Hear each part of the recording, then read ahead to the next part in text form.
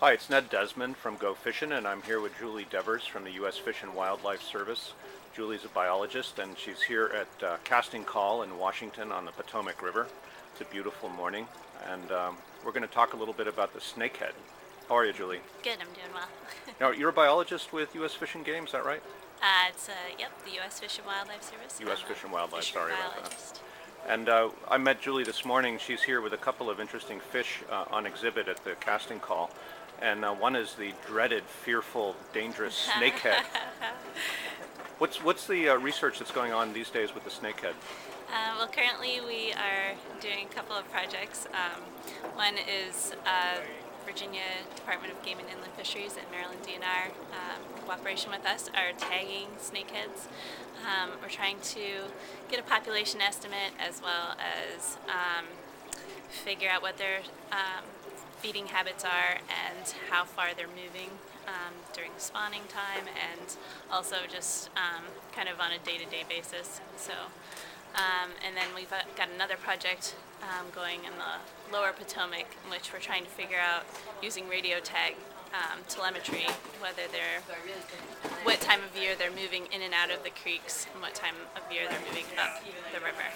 So there's a pretty decent snakehead population moving around in the waters of Maryland now, isn't there? Well, right now we think it's limited to the Salt Wedge down or below the 301 bridge on the Potomac River and Great Falls, and we're hoping that it will stay that way. We're hoping that they will not get introduced above Great Falls. I see. Well, they're a pretty interesting fish, aren't they? So interesting, in fact, that Julie brought one with her to the show. This is a snakehead.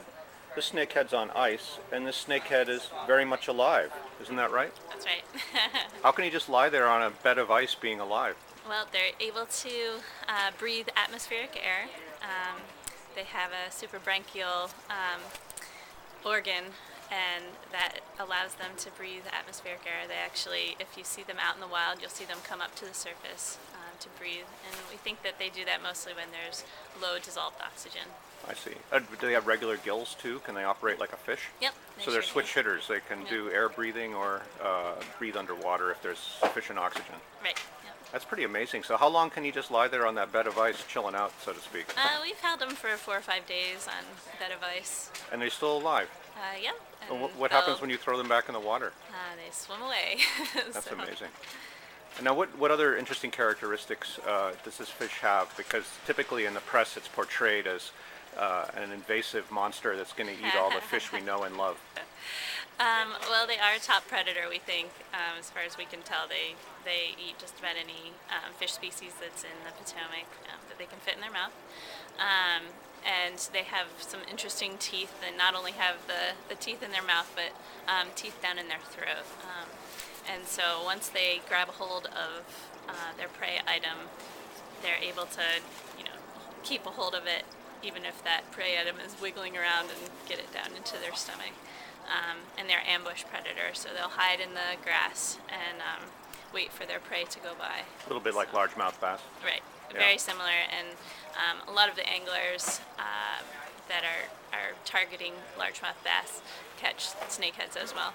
That's interesting. Now, should we be afraid of the snakehead? Very afraid, or is it just another species that's going to be something that fishermen pursue and gourmets eat, and it'll just become part of what happens here in this country? Yeah, there's nothing to be afraid of. You don't have to keep your children out of the water. Oh no, okay. We've had very few reports of people getting bit. Every now and again, if someone catches one and puts them in their live well, puts their hand down in there, They might get bit. But nobody's lost any fingers that we know of. Is there any debate among biologists these days about whether there should be an effort to eliminate this species, or is the general point of view that it's just a question of understanding it, making sure it's sort of in harmony with other species? Well, we certainly want to eliminate it, but it's questionable whether that's possible. It's most likely not possible to eliminate it at this point. It's so widespread, and the population has gotten so large. So we're thinking that the only thing that we can do is try to limit the population. And there's questions about how to do that, whether we should create a fishery to try to get people to to fish for it and eat it, or if we should really just continue to look at it as a monster, and so that people will not move it from one river to another.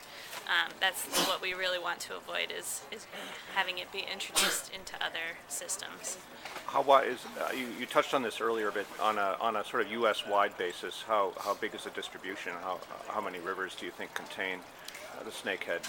As far as we know, there's two other established populations. One in New York, a tributary of the Hudson, and then one in Pennsylvania.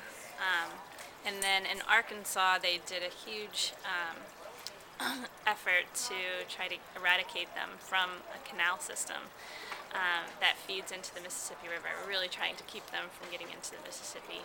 And so they wrote and owned 700 acres of the canal system. So Did they get them all?